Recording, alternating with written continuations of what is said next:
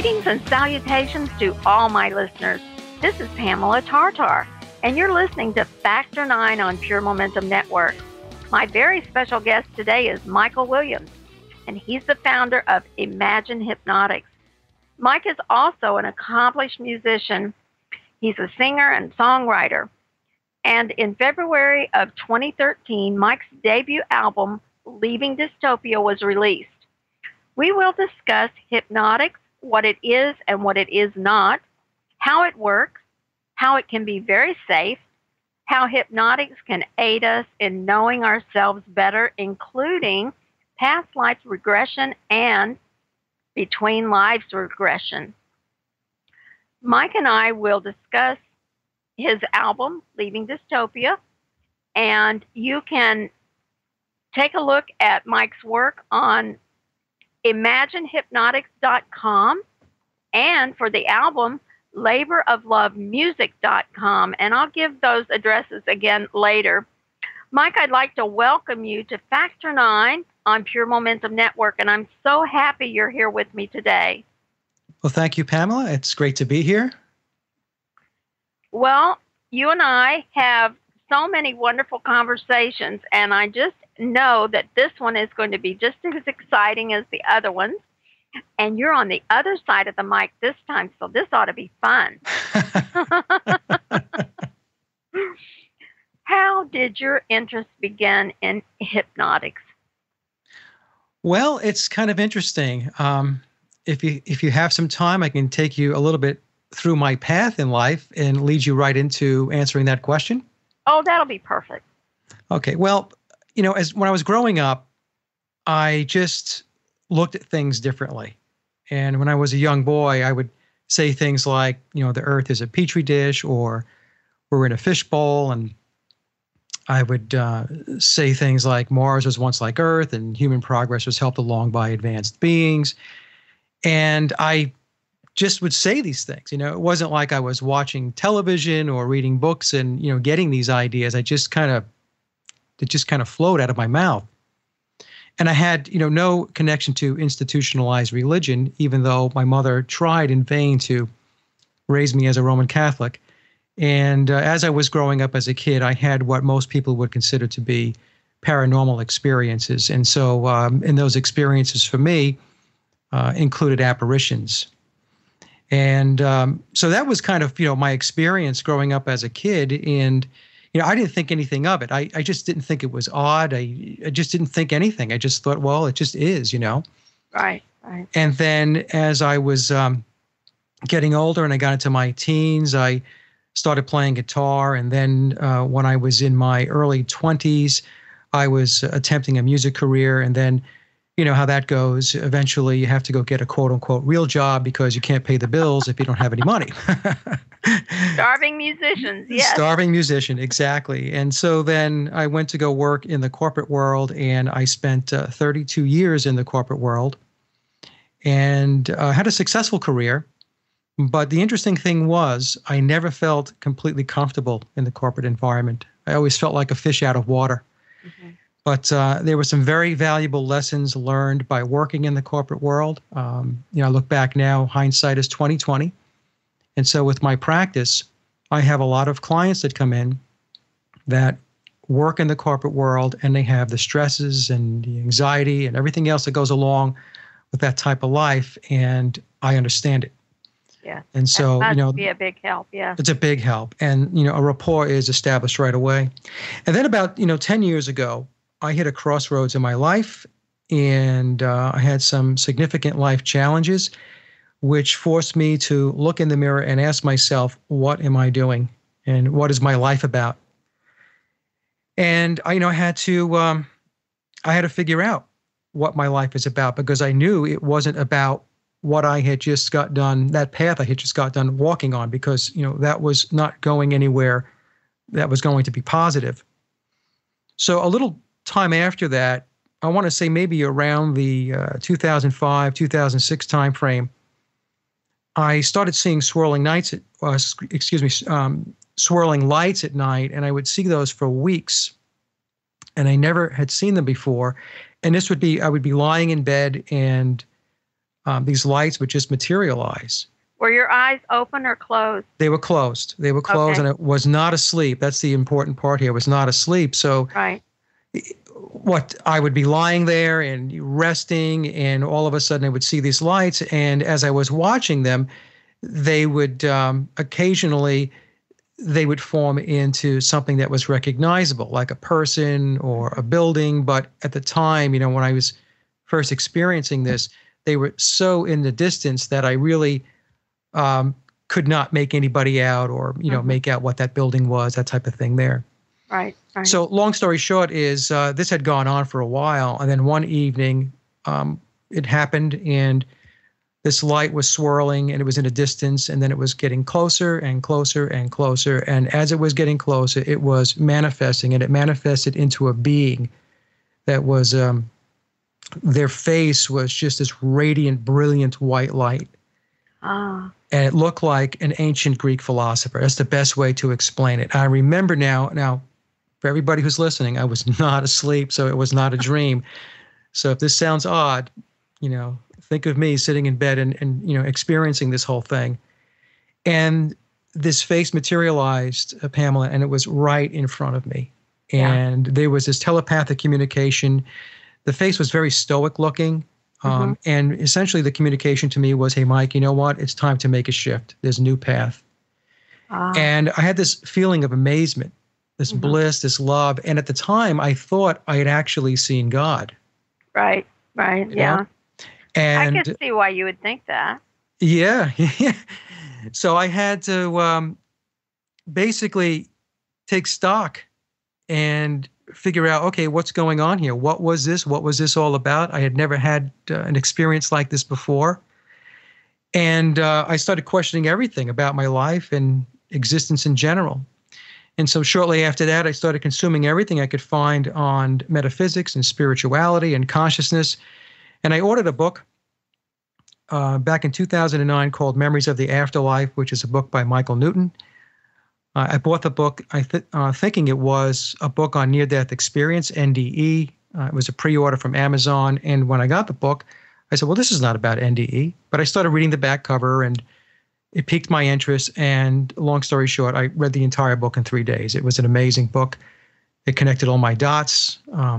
The book made perfect sense to me. It was about reincarnation. I had my own past life and between life session in the latter part of 2009, and it was a complete game changer. It was a true awakening for me. And I left that session knowing that I needed to do this work. And so I completed my hypnosis and regression training soon afterwards in early 2010, along with receiving my Reiki attunements, because that was interesting. I didn't know anything about Reiki. And all of a sudden I was kind of tapped, and a little voice saying, you need to go get your Reiki attunements.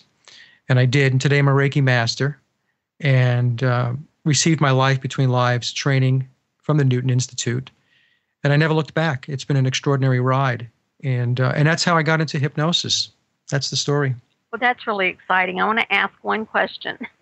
Yes. When you saw the face that came closer to you, did it look like it was the same size as your face, like the same size as all of us, or was it bigger? I would say it was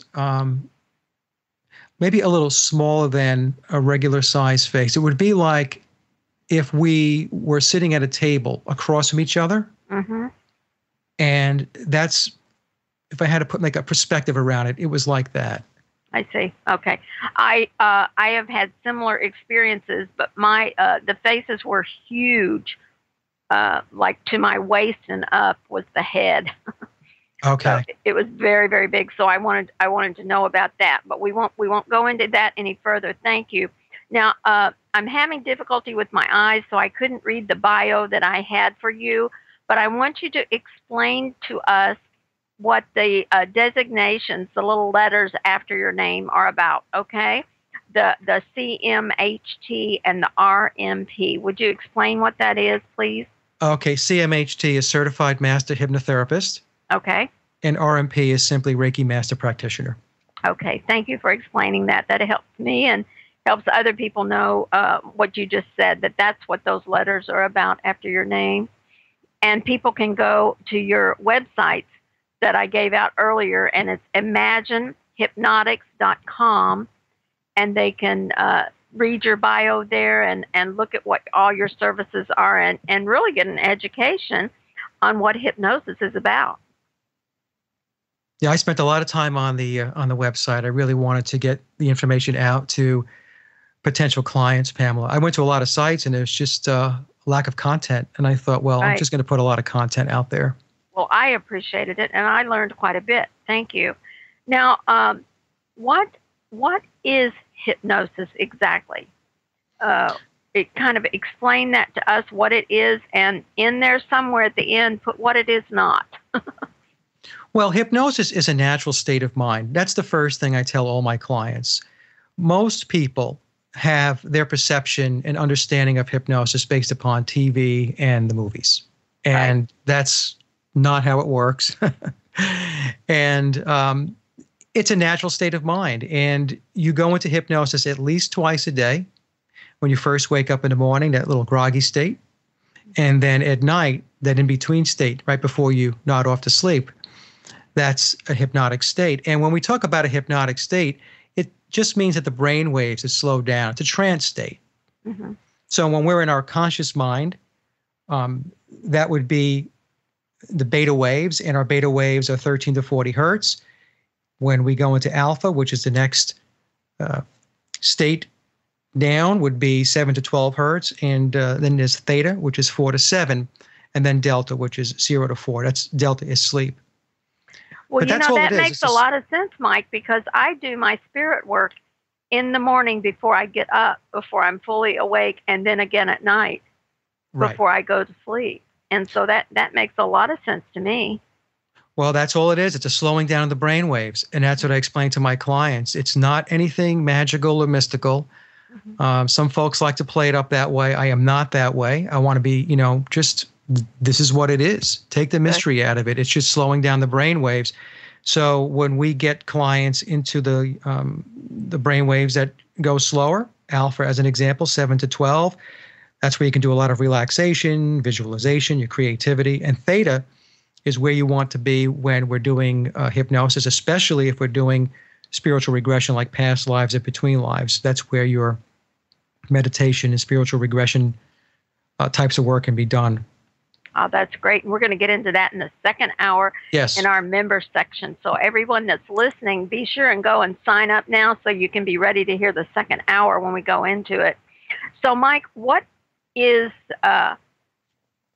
not hypnosis? I mean, you've already said that it's not, anything woo-woo really, and it's certainly not like the movies, because everything they put in the movies is a little twisted anyway, I think. But is there anything else you want us to know that hypnosis is not? Well, it's not mind control. Good. And because of TV and because of people just not knowing, they will equate mind control with hypnosis and hypnosis with mind control. And hypnosis is not mind control. With hypnosis, you cannot do anything that defies your moral convictions, your religious convictions. All hypnosis is self-hypnosis, which means I don't have any control over you. The ability to go into a hypnotic state completely lies with the client. The client has to want to relax, has to want to experience hypnosis, and all I do is facilitate. I'm trained to facilitate, and my training is such that I can get you into those lower brainwave states, to get you into alpha, and like I said, we really want to get you into theta state. Right. Now, a lot of people do confuse it because they believe that a hypnotist takes control over somebody, and it's not. And it's important to understand when we talk about mind control programs, what we're really talking about is brainwashing with the ultimate goal with establishing a new identity. So it's really reprogram or a repattern of the mind. And that's not what hypnosis is doing. And in order to do reprogramming and to repattern the mind, when we talk about mind control, there's a lot of evil stuff that goes along with it. We're talking about, pain, electric shock, there's sensory deprivation, isolation, trauma, yes. Trauma, yes. Uh-huh. Yes, both physical and emotional. Right. Drugs, especially drugs like LSD, scopolamine, mescaline. Right. So in order to do the mind control, all of those other things have got to be done first in order to actually break the mind down, just break it down. Right, right. I understand that, and I'm so glad you made that clear for our listeners that these are east and west. Hypnosis and mind control are not together at all. They're opposite each other. And it also has a lot to do with the intention of the hypnotherapist. Yes. You know, if someone wants to take control of you, then they can maybe, if you don't know what you're doing, they can maybe work some mind control on you and you'll think it's hypnosis. But now that you've heard Mike talk, you'll know that's not correct. No, it's not correct. And the important point there, Pamela, is that with anything, make sure you go to somebody who is reputable, is trained and skilled, highly skilled and experienced in this work. Right. And would it be incorrect for me to ask you if you had a client that would be willing to talk to me and say, I had a good experience with Mike and this is what happened? Do you think someone would do that for me? Oh, absolutely. Yeah, that means a lot right there to have that recommendation. Oh, yeah, that won't be a problem. I have, a lot of very happy clients. Right. That is so wonderful. Well, is there any, anything that you can tell us about how it works? If a client comes to you and says, I really want to know more about myself and I want to be functioning the way I'm supposed to because I want to be the best I can be, what would you do from there? Well, each client and each situation is very different. And what I do with my hypnosis, which is different from a lot of other hypnotists, is my hypnosis is what I refer to as interactive, which means that I don't just read scripts. So some folks will go to a hypnotherapist and that hypnotist, what they'll do is get that person into a trance state and then essentially read scripts. So that's called direct suggestion. You will not smoke. You'll never smoke. That type of thing there. Right. Now, the problem with that is that the unconscious mind can reject suggestions. And if you're not getting feedback or having interaction with the client, then you're not going to know if what you're doing as far as the work that you're doing with the client is actually, taking, an effect or something? Having an effect, or that the unconscious mind is grabbing onto it, is what I meant to say. Ah. Yeah. So it's not, so if you're just going to read scripts as a hypnotherapist, you're going to be at a significant disadvantage if that's going to be your approach. Because like I said, the unconscious mind can reject suggestion. Mm-hmm. So what I do is I have very interactive sessions. And I explain to my clients that you'll be able to speak to me while you're in trance.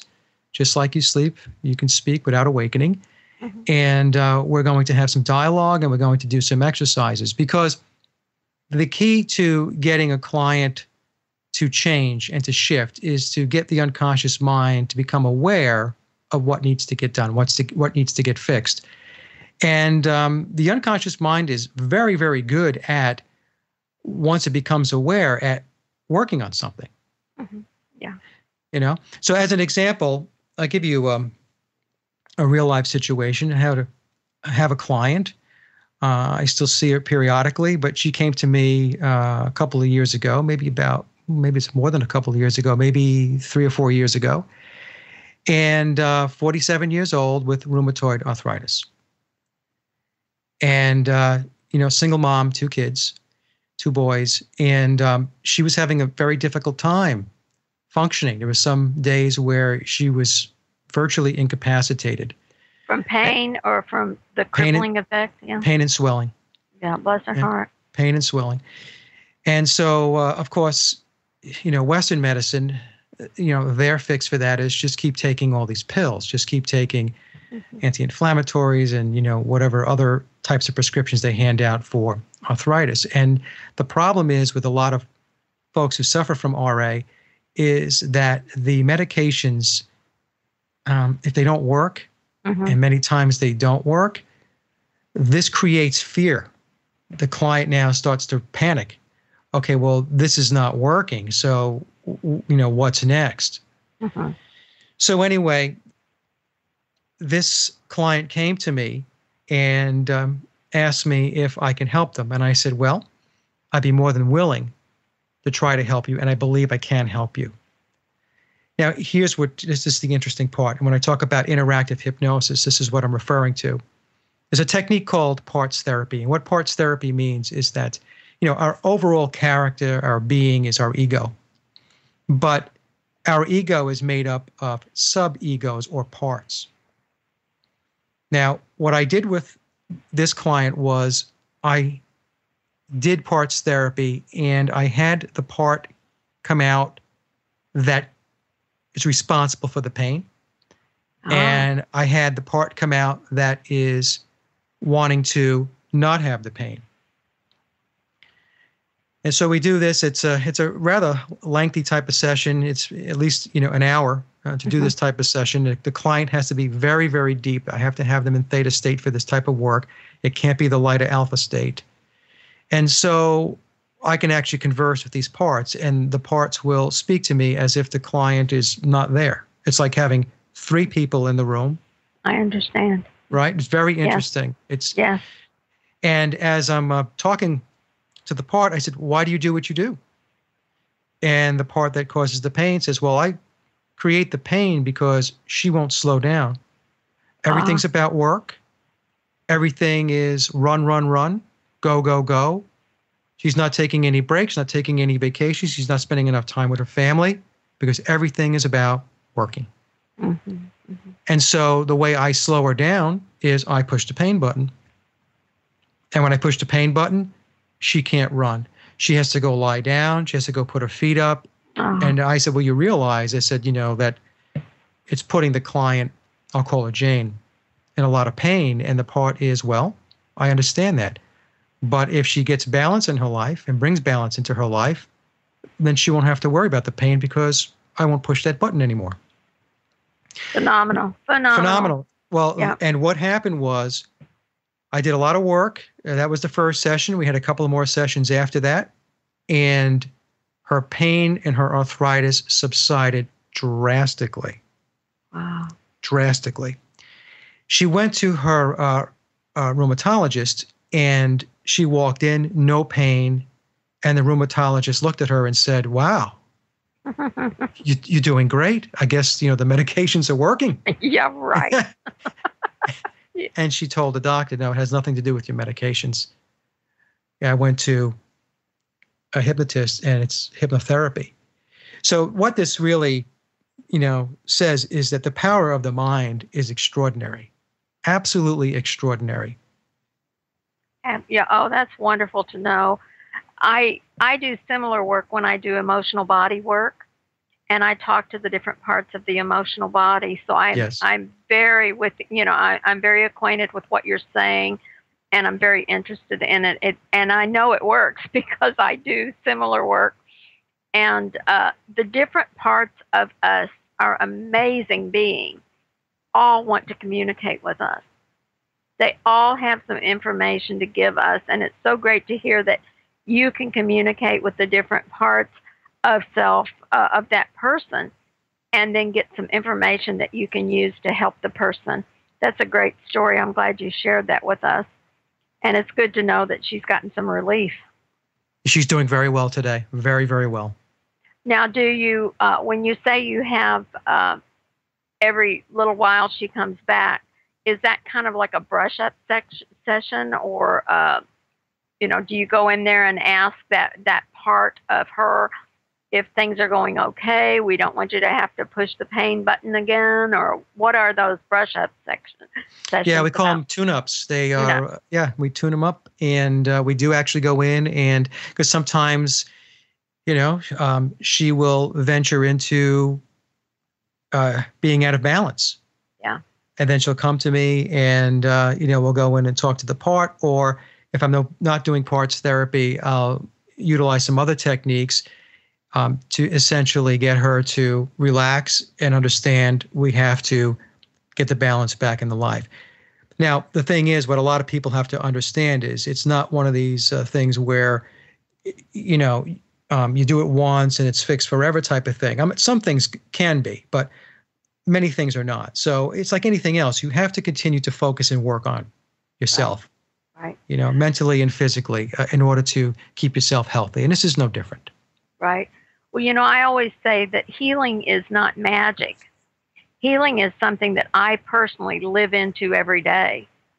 And that kind of sounds like what you're talking about, because if I go back on what I'm doing with my healing, then I'm going to go back to the way it was when I was in that situation. So I have to keep moving forward, and I have to keep doing the correct things to keep the healing active. No, exactly. You have to work at it. Good. Now, we touched just briefly about how important it is to choose the right therapist. And I need to take a break here, Mike. I'm sorry I started that. You can be thinking about it. Okay. Normally we do commercials for our network at this point on other shows, but today we're going to play a complete piece of your music, and it's going to be the title track to your album, Leaving Dystopia. And I wanted everybody to get a taste of your music. So we're going to play one song in the first hour and one song in the second hour. And today, instead of doing commercials, we're going to let people hear one of your songs. And then after they hear it, I'm going to read the lyrics because I think they're so amazing. And remember, you can go to his website. And would you tell us what that website is for the album? laboroflovemusic.com, and the album can also be purchased on Amazon and iTunes. Thank you so much. They say if the guest says it, people remember it more than if the interviewer says it. Maybe I should say it again. No, go ahead. laboroflovemusic.com. Very, very good. Well, you're listening to Pamela Tartar with her wonderful guest, Michael Williams, and this is Factor 9 on Pure Momentum Network, and you're going to hear Leaving Dystopia, and we'll be right back after you listen to this song.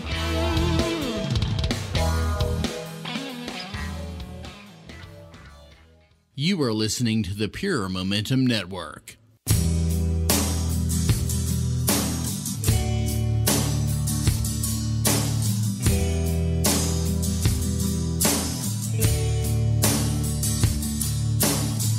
I'm packing my bags. I'm out of here.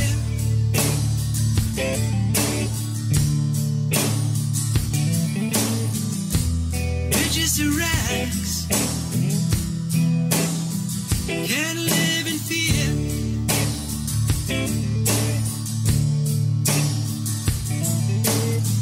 This place is surreal. Nobody cares.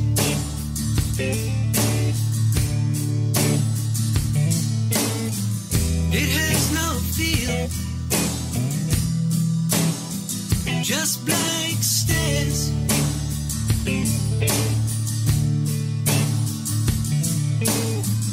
I'm tired of all the hate. I'm tired of all the dysfunction. I'm tired of being tired. I'm leaving dystopia.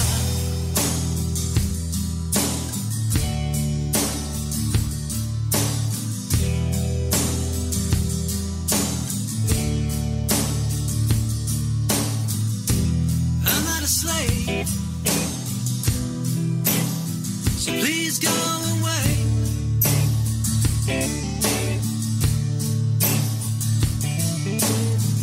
I won't behave. I don't care what you say.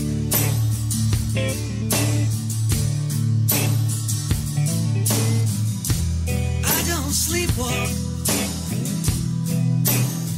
I crawl on my knees.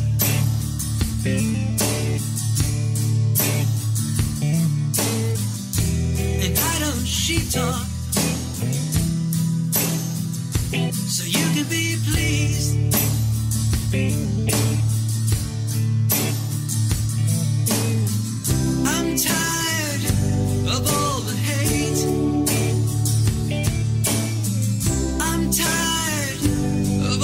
dysfunction. I'm tired of being tired. I'm leaving dystopia.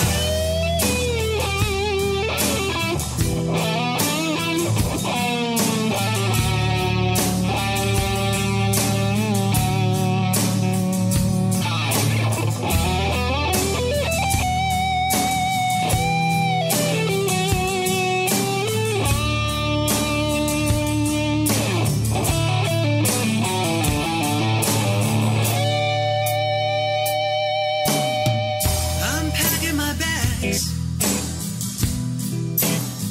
and I'm out of here.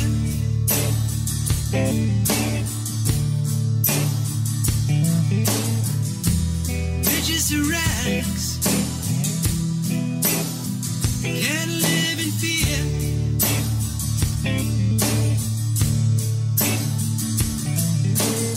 This place is surreal. Nobody cares.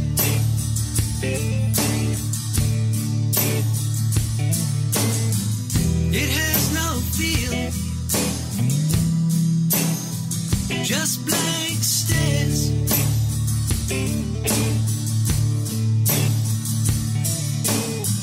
I'm tired of all the hate.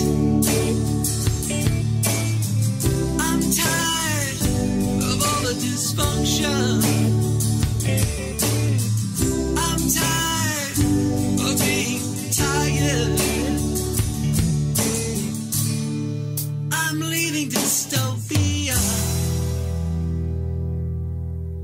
Welcome back, everyone. I know you enjoyed that song by Michael Williams, and I'm going to read you the lyrics because I'm a big one on lyrics, and it's not easy to write lyrics. I know because I've done it. Okay, leaving dystopia. I'm packing my bags. I'm out of here. Riches to rags. Can't live in fear. This place is surreal. Nobody cares. It has no feel, just blank stares. I'm tired of the hate. I'm tired of all the dysfunction. I'm tired of being tired. I'm leaving dystopia. I'm not a slave, so please go away. I won't behave. I don't care what you say. I don't sleepwalk or crawl on my knees. I don't sheep talk so you can be pleased. I'm tired of the hate. I'm tired of the dysfunction. I'm tired of being tired. I'm leaving dystopia. I'm parking my bags, and I'm packing my bags, excuse me, and I'm out of here. Riches to rags. Can't live in fear. This place is surreal. Nobody cares. It has no feel, just blank stares. I'm tired of all the hate. I'm tired of all the dysfunction. I'm tired of being tired. I'm leaving dystopia. And that is the song that you just listened to from Michael Williams. And Michael's going to tell you the web address yet again, please, Mike. www.laboroflovemusic.com. Very good. And you can buy it on Amazon. And we'll be playing another one in the second hour. Now, Mike, could you please take a few minutes and tell us how this music album began? I always say that the beginnings of a creation comes from imagination. So you get something going in your head, and then you move it into this dimension, and it becomes a creation. So if you can kind of walk us through a little bit of that, that would be interesting. Well, I always wanted to release my own album, and I've been playing guitar most of my life, and I did try to have my music published, and I tried to secure record deals way, way, way back when. I'm, not a young lad anymore. And so a lot of years had passed, Pamela, and, with the career and the corporate world and, family responsibilities and everything else. And back in late, I guess it was 2011, going into early 2012, I don't know. I just decided that, you know what, I'm going to sit down and I'm going to put this album together. I'm going to write brand new music for it. And because I've got something to say. And, because that's how I'm able to express myself. I'm best able to express myself through my music. And I mean, it's just because the creativity factor is there, and it's something that I love to do. And so I thought I would write, an album which has a theme running through it, which talks about what's going on in the world and how we can make things better. I appreciate that. Yeah. Yeah. I saw that. Yeah. Yeah. Yeah. And I didn't want to, write a bunch of songs about, woe is me or that type of thing there. I wanted a couple of songs where I essentially, put what I believe to be reality out there in front of the listener. And then there's other songs which are very uplifting songs like, Beautiful Soul, which kind of take it home for the listener. Yeah, you know what? We've got issues and we've got problems in the world, but you know what? We can overcome these problems. We just need to get together, come together, and move the ball forward. Wow. And that's really why I did the album. Do you hear the music first, or do you write the lyrics first? Wow, that's a good question. I would say it's probably a mix. There are times like I'll be on the treadmill and these lyrics will come to me, and it's almost like, oh, you know what? I got to just get off this treadmill and write them down write them down before I forget them. Right. And other times it'll just be me, playing guitar or sitting down at the keyboard playing piano and just getting some chords together. It's like, well, that sounds nice, So let me see if I can make something out of this. So I would say it's probably a 50-50 mix. Right. Well, sometimes for me, lyrics come easy, and sometimes it's like birthing a baby is pretty difficult. Right. Yes. And then that's when I just have to walk away and say, this is not the time for this. And then you hear of somebody like Elton John who says he does the whole works in 30 minutes or less, and every one of them are a big hit. So, maybe that's not my talent, but you are very talented, and I appreciate your work. And I wanted everyone else that's listening to hear it and avail themselves of your album, because it can open eyes. And the one I'm going to play in the next hour really says, we're not alone. Take my hand and show me how to get out of this mess. And we can do that for each other. We have to know that we are created to be communal beings. We're not supposed to be alone. We're supposed to help each other and be with each other and walk with each other. And of course, anyone that's heard me for more than 5 minutes knows that I know and I am fully aware that love is the most powerful energy in the universe. And that's what we need to whip out. We need to whip out our love and share it with each other and say, look, I can't carry your burden, but I can hold your hand and help you from time to time. And that's all we need. That's right. I appreciate that in your work, Mike. Is there anything else about the album or about music you'd like to share with us? No, not really. The only other thing is that starting next month, I'm going to be working on the next album. Do you have a name yet? I have this name called Hollow Moon, but I don't know if I'm going to use it. It's just been sticking in my head. So it's kind of a working title right now, Hollow Moon. And I have probably around 3 or 4 songs written. Wow. Some of them are on the recorder already, but they're not in any finalized form. But yeah, I would say, and people have been asking me, well, when are you going to have the next album out? And I said, oh, I don't know. I'm thinking it's going to be sometime next year. I haven't put a firm date on it yet. So all I've been telling folks is 2015 sometime I'll have the second album out. Well, that's good, rather than pin yourself down and then have all the stress over it. I like that. I like the way you're doing that. Well, we'll certainly look forward to that, and you can come back and talk with us about that when it gets out. Thank you. I'll be back. Okay. All right. That's great. Now, let's go back to your Imagine Hypnotics. And I love the word imagine. And I would like to know how you chose that as the name for your services. Now, I just, on my last show on Critical Mass, the second hour was about imagination and visualization. And it's really, really important. And I thought, oh my goodness, we've got to talk about how he showed up with Imagine. What were you thinking about when you used the word imagine in your name?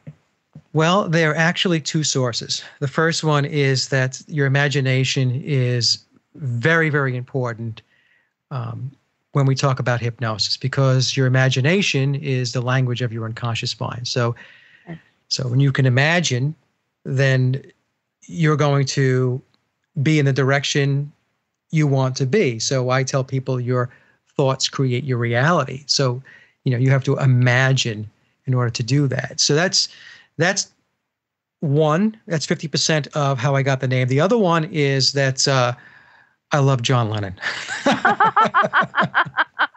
I was going to bring that up in a little bit because someone wrote a wonderful,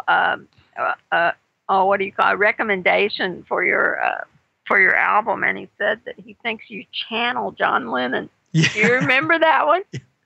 Brett Campbell from, it was a review that I did. He contacted me and said, "Hey, I got a copy of your album. I want to talk to you." Yeah, I remember that. Yeah, it was a review. And he said that he really feels like you channel John Lennon. So I'm not surprised that influenced the name.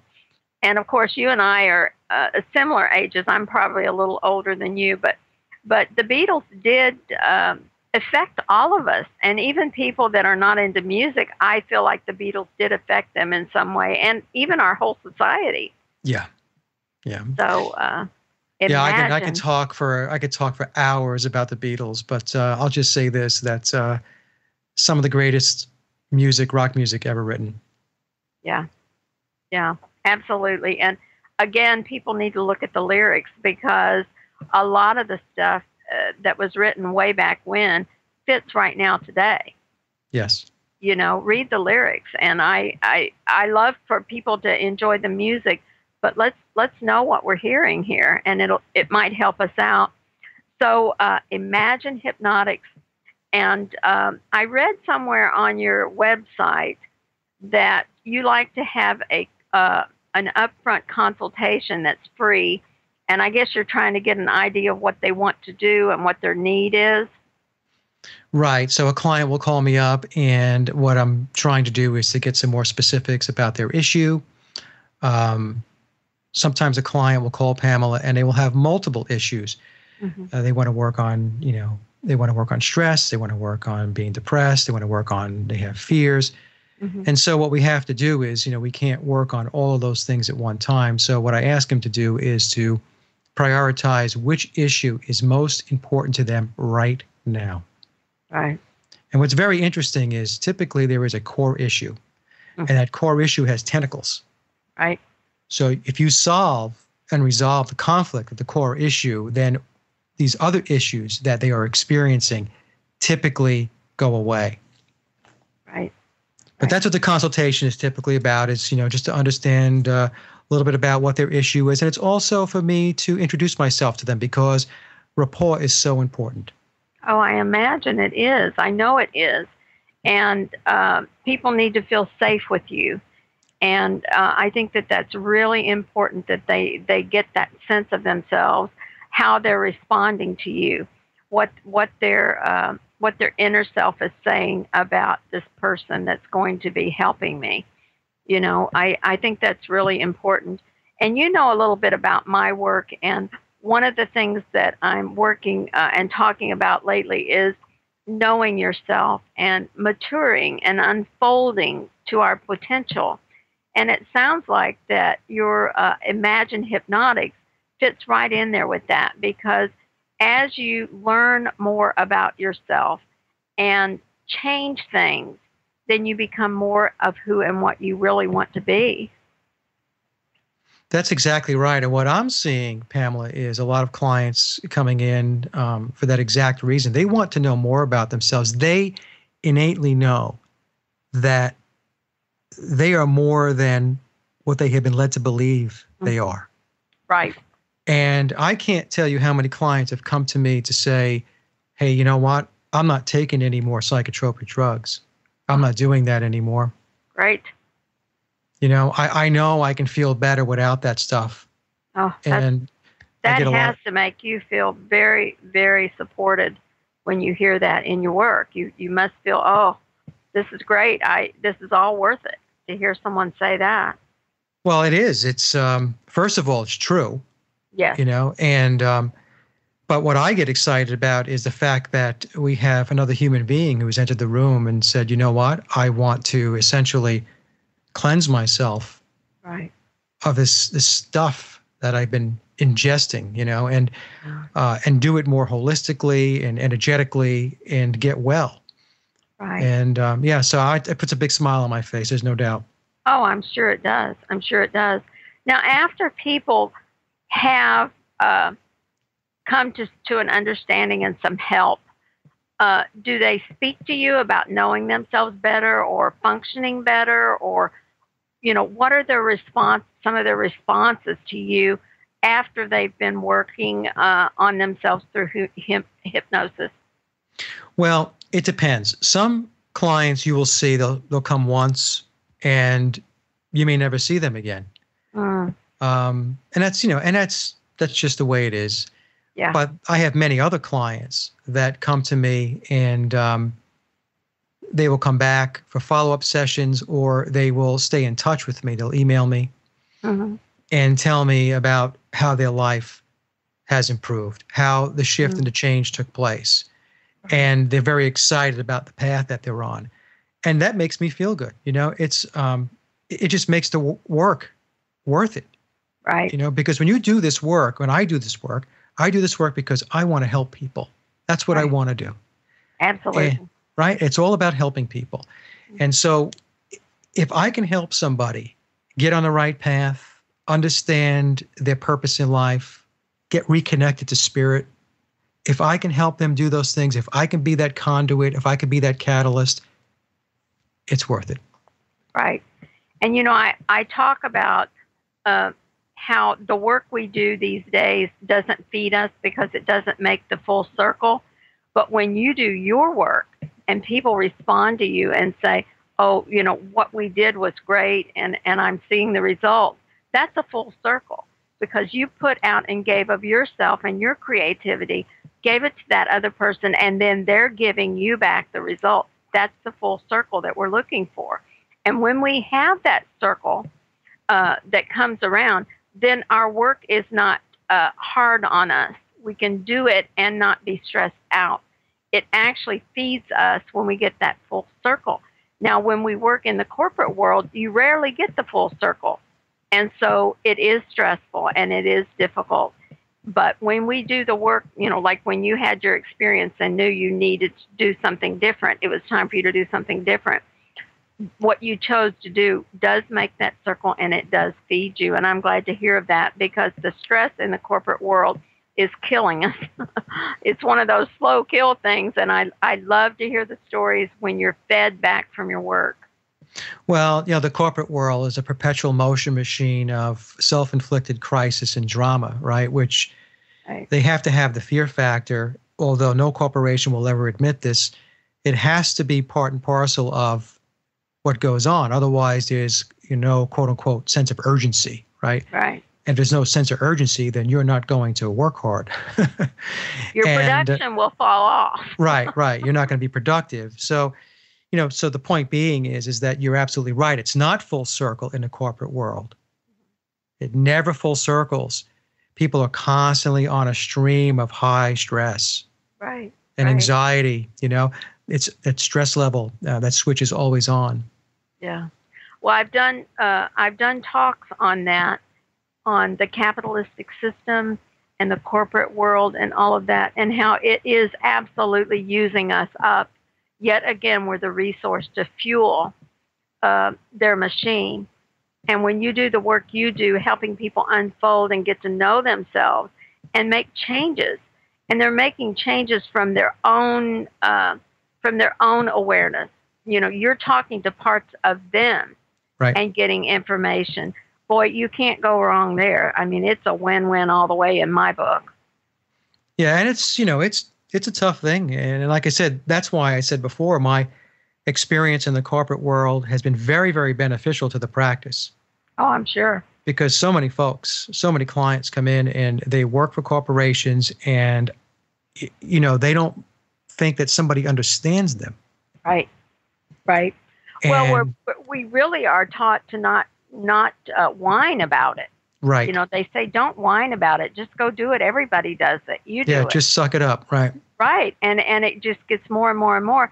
And I know that you can remember, just like I can, back when people didn't have such a load, but it has incrementally moved to the point where we are now, where people do 4 and 5 people's jobs.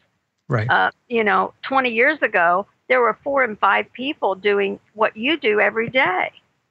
Now, just you. And it is stressful. How could it not be? Oh, it's very stressful. I mean, companies today, they're telling their employees that there's work-life integration, not work-life balance, work-life integration. And what that means is your work is your life. Right. That's what they're telling, their employees these days. And it's just phenomenal. I mean, at some point, in my view, there's going to be a breaking point, because people cannot continue to function this way. It's not a normal way to function. It isn't. And the thing that just breaks my heart, and I'm not just saying that, I truly mean it breaks my heart, is that we are a resource and they will throw us away so quickly, and not even bat an eye as soon as they've used us up. And you're right. There is a breaking point. And I've seen it in people. I used to work in a large corporation, and we literally had ambulances showing up every day, more than once a day, to take people out who broke down from the stress. Yeah. And it's one of our biggest corporations in this country. Well, how many people do you know that are able to retire, as an example, for those few that are still able to do that, and then soon after retirement, they have a heart attack? Oh, absolutely. That's no accident, Mike. That is no accident. That's what you do with resources. You use them up and throw them away. Right. We have got to realize that we are not persons any longer to these people, and they're not people, they're businesses. We are resources. They say that in the name, and we need to know what that means. And then we'll have to make a different decision about how we're going to do this, how we're going to manage this. If we have to work for these people, then we're going to do it with our thinking and not with their thinking, because their thinking is use you up and throw you away. Well, you're a tool in a toolbox. So you're a screwdriver, you're a wrench, you're a pair of pliers, you're a hammer. And when a better screwdriver comes along or a better hammer comes along, then, you're going to get tossed aside. That's right. And what most people in the corporate world, especially the big multinational corporations, do not understand is that the ultimate goal of these corporations is to automate. Yes. And what does that mean? That means doing away with human beings. Exactly. Exactly right. And you can see it at your supermarket. If you go to Home Depot, whatever it may be, you have all the self-checkout. Yep. And I refuse to use them too. Yeah. I hate that I even have to go there sometimes, but I refuse to use them, because every time I use that means that somebody lost their job. Exactly. And I can't do it. And what I tell my clients, Pamela, is that we are energetic beings, and I ask them to imagine a garden hose. And when you turn the spigot, the water runs through it. That's your energy flowing through that hose. Mm. And when you take your hand, you crimp that hose, that water backs up. And that's like the energy in your body. So when you have all of these stresses in your life, that's the crimping of the hose. And somehow that water, that energy has to release in some way. There's going to be a breaking point. And this is what happens. This is how people get their anxieties and their fears and their pain, and they have skin disorders, they bite their nails and so on, because that energy is crimped. It's not flowing properly. That's right. That is so good. It is so wonderful that you're able to help people, and that's a great visual tool that you give them, that crimping of the hose. That's absolutely perfect. And now that they can see that, they can visualize that, and they can say, well, I'm not whining. This is real. Right. And then the next step is let's do something about it now that we see what it is exactly. And so that's wonderful. Well, we need to round up this hour, Mike. It's been so exciting, and I'm looking so forward to the second hour, where we're going to talk about past life regression and lives between lives. I think that is really exciting to talk about. And we're also going to look into another song on your Leaving Dystopia album. And so we have lots to look forward to in the second hour, and we invite everyone to become a member and come join us in the second hour. This is Pamela Tartar. My special guest today is Michael Williams. You're listening to Factor 9 on Pure Momentum Network, and we'll be right back in the second hour. Come be with us, please.